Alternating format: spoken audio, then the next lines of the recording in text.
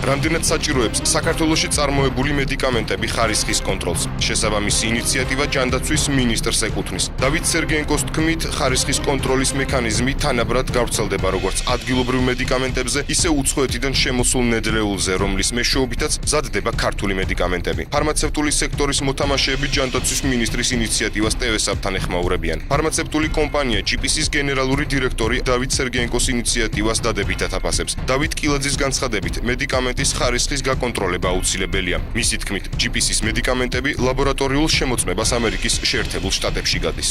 ვეთანხმები აბსოლუტურად იმ მოსაზრებას, რომ უნდა გამკაცრდეს კონტროლი ხარისხზე, უნდა გამკაცრდეს ცალსახად.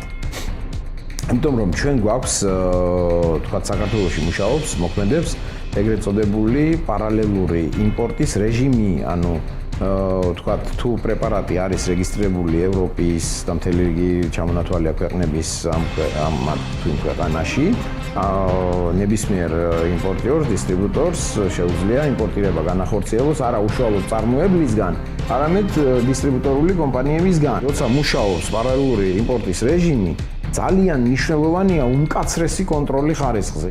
სახალხო აფთიაქის გენერალური დირექტორი არჩილ მორჩილაძეს განმარტავს, რომ ჯანდაცვის სამინისტროს ინიციატივა ხარისხის კონტროლის გამკაცრებასთან დაკავშირებით მისაღებია. მორჩილაძის განცხადებით, წამლის ხარისხი მნიშვნელოვანია, მისი გაკონტროლება რისკ ფაქტორებს შეამცირებს.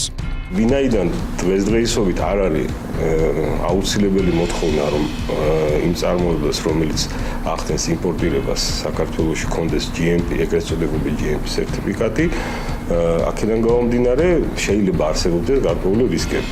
თუმცა ამ შემთხვევაში თვირთი გადადის არა ფარმაცევტულ ქსელზე, რომელიც ახდენს მის რეალიზაციას, არამედ სახელმწიფოზე, რომელიც ახდენს მის რეგისტრაციას, ანუ დაშვებას ჩვენს ბაზარზე.